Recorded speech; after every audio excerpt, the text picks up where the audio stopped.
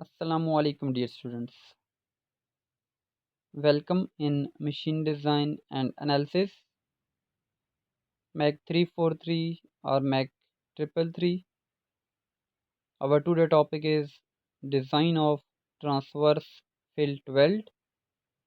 अजीज तलबा, हम पढ़ रहे हैं वेल्डेड जॉइंट्स। इस लेक्चर से पहले हम वेल्डिंग की बुनियादी इकसाम, वेल्डिंग जॉइंट, उसका स्ट्रक्चर, उसमें इस्तेमाल होने वाली इस्तिलाहात और वेल्डिंग जॉइंट की बुनियादी इकसाम transverse fillet weld and parallel fillet weld को और इसकी इकसाम को तफसील से पढ़ चुके हैं। आज हम स्टडी करेंगे design of transverse fillet weld को। जैसा कि यहाँ पर एक डायग्राम के अंदर ट्रांसवर्स फिल्ट वेल्ड को दिखाया गया है, जिसमें एक लेप जॉइंट लगा हुआ है। इस लेप जॉइंट की पोजीशन के लिहाज से वेल्ड मेटल को ट्राइंगल ए, बी और सी से दिखाया गया है। तो अकॉर्डिंग टू डायग्राम हम कुछ चीज़ें यहाँ पर लेट करेंगे। So the first thing is a load P is acting on a transverse fillet weld and load P will be in newtons, and S is the size of weld or a thickness of plate in millimeters. And we study about the transverse fillet weld, and we know that in transverse fillet weld always tensile stress is induced, which is shown by a Ft and calculated in a Newton per millimeter square.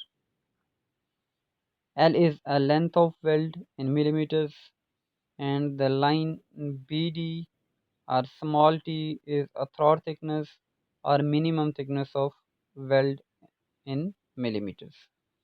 अज़ीज़ तलबा, diagram के मुताबिक इस joint के ऊपर अगर load P act कर रहा हो, अमल कर रहा हो, जो कि न्यूटन में होता है, और यहाँ पर हम एक और चीज़ लेट करेंगे, साइज ऑफ वेल्ड और थिकनेस ऑफ प्लेट, जो कि मिलीमीटर में होगी।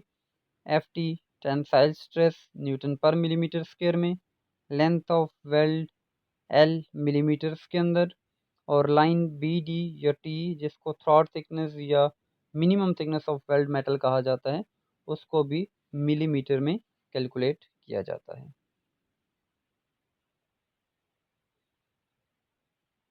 अजीज तलबा, वेल्ड मेटल के एरिया को, जिसको हमने ट्राइंगल ए, बी और सी दिखाया है, उसको हम अब अलग से एक डायग्राम के अंदर देख रहे हैं।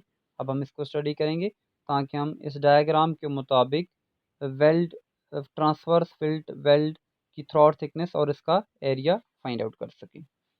अगर फिल्ट एक कायमत ज़ाविया मुसल्लस हो और बी पॉइंट से मुसल्स के वतर पर एक अमूद गिराया जाए, तो ये अमूद थ्रॉट थिकनेस कहलाता है, जिसको यहाँ पर इस डायग्राम के अंदर लाइन बी डी या स्मॉल टी के साथ डिनोट किया गया है।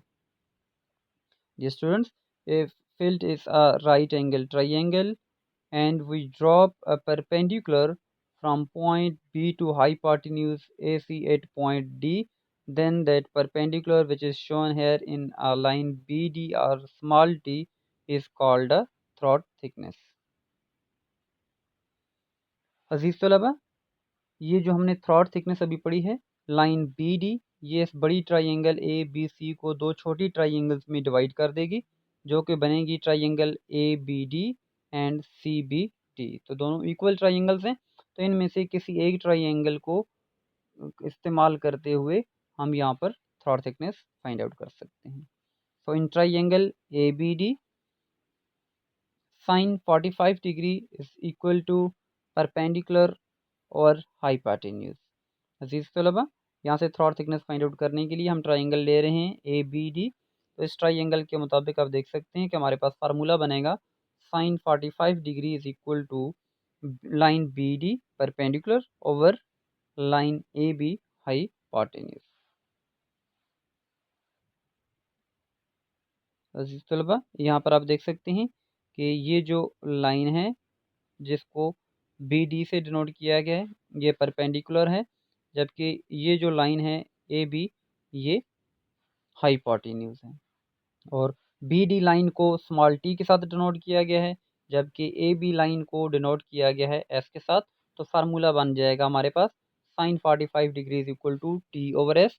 और यहाँ से इस फार्मूले से अगर हम throat thickness T find out करना चाहें तो फार्मूला बन जाएगा throat thickness T is equal to sine 45 degree into S. और यहाँ पर इस फार्मूले के अंदर जब हम साइन 45 डिग्री की वैल्यू जो कि होती है 0.707 वो पुट करेंगे तो हमारे पास थ्रॉट थिकनेस का फार्मूला आ जाएगा throat thickness T is equal to 0.707 into S. अजीज तलबा, जब हम थ्रॉट एरिया या ट्रांसवर्स फिल्ट वेल्ड का एरिया मालूम करेंगे तो throat thickness multiply by length करेंगे। जैसा कि आप डायग्राम के अंदर देख सकते हैं कि ये एक रेक्टेंगुलर शेप बन रही है और रेक्टेंगुलर शेप का एरिया फाइंड आउट करने के लिए हमारे पास फार्मूला होता है कि इसकी दोनों साइड्स को मल्टीप्लाई कर दिया जाता है। तो हमारे पास फार्मूला बनेगा टी मल्टीप्लाई बाय एल। तो एरिया आ जाएगा 0.707 इंटू एस इंटू एल। यहाँ पर हम थ्रॉट थिकनेस की वैल्यू पुट कर रहे हैं जिससे हमारे पास एरिया का फार्मूला आ गया है।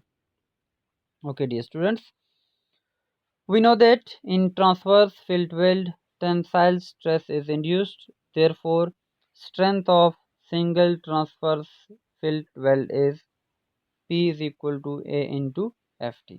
जैसा कि हम पहले पढ़ चुके हैं कि ट्रांसवर्स फील्ड वेल्ड के अंदर टेंसाइल स्ट्रेस पैदा होती है, इसलिए जब हम ट्रांसवर्स फील्ड वेल्ड की स्ट्रेंथ या लोड कैरिंग कैपेसिटी मालूम करना चाहेंगे तो हम टेंसाइल स्ट्रेस के फार्मूले को यूज़ करेंगे और हमारे पास स्ट्रेंथ का फार्मूला बनेगा स्ट्रेंथ और load P is equal to area of transverse field weld और we can say area of throat thickness multiply by tensile stress. तो अभी अजीज तलबा जैसा हमने देखा कि एरिया का फार्मूला हमारे पास आ गया है 0.707 इंटू एस इंटू एल। तो इस एरिया के फार्मूले को यहाँ पर इस स्ट्रेंथ के फार्मूले के अंदर हम पुट कर देंगे तो हमारे पास फाइनल इक्वेशन आएगी for single transverse field weld load P is equal to 0.707 into S into L into F T. This equation gives the strength or load carrying capacity of single transverse field weld. This is very important equation for designing a transverse field weld. अजीज तलबा, ये जो अभी हमने equation पढ़ी थी ये थी single transverse field weld के लिए। और अगर हमारे पास फील्ड वेल्ड दोनों तरफ लगा हुआ हो जैसा कि हम जॉइंट्स की एग्जाम में पढ़ चुके हैं तो strength of double transverse field weld जब हमने मालूम करनी हो तो उसके लिए चूंकि दोनों तरफ फिल्ट बनी हुई होती है तो हमारे पास एरिया का फार्मूला आ जाएगा 2 times of throat thickness multiply by length of weld. तो हमारे पास फार्मूला बनेगा area is equal to 1.414 into S into L for strength of double transverse field weld.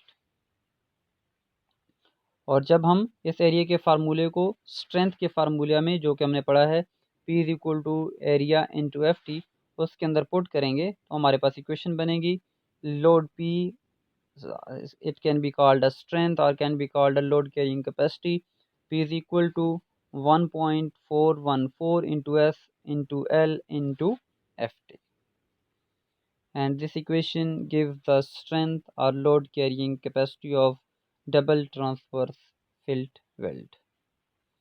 And lastly, note very important point dear students that actual length is equal to a design length plus 12.5 millimeter, and that 12.5 millimeter is a starting and stopping allowance of bead। अजीज़ तलबा, designing करते हुए अभी हमने जो फार्मूले पढ़े single transverse field weld और double transverse field weld के लिए अगर आप इन फार्मूलों को इस्तेमाल करते हुए डिज़ाइन लेंथ मालूम करेंगे तो वो जो लेंथ होगी वो डिज़ाइन लेंथ कहलाएगी। और अगर आपको एक्चुअल लेंथ फाइंड आउट करनी पड़ जाए तो आप डिज़ाइन लेंथ के अंदर स्टार्टिंग एंड स्टॉपिंग अलाउंस उसके अंदर आप ऐड कर देंगे जो कि होता है 12.5 millimetre.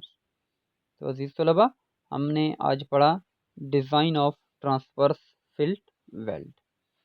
Okay dear students, take care. Allah Hafiz. Thank you.